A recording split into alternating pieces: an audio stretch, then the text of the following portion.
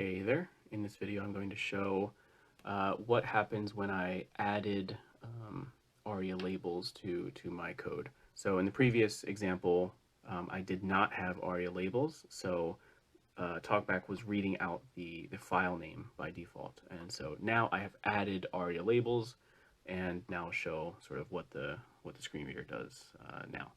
So I'm going to turn on TalkBack by holding in both volume buttons.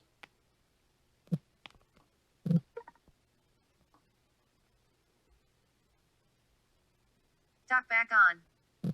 ARIA label exam.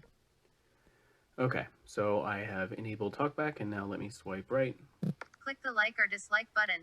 And I'm going to swipe one more time to highlight the button and listen to what TalkBack reads out. Like button. Double tap to activate. And, you know, it's kind of fast, but TalkBack announced this as the like button.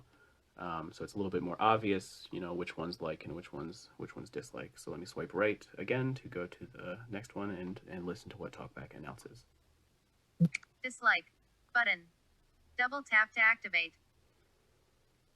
And, you know, this is kind of a small example with just two buttons, but imagine you are, you know, working with a more complex UI where there's a bunch of different buttons with icons on them. And if you can't see the icons, it's going to be really hard to guess at what they are just based on the file name. So that's why providing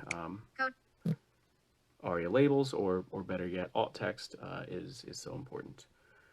All right, thanks for watching. Hopefully this helps you put yourself in the shoes of screen reader users. All right, see y'all.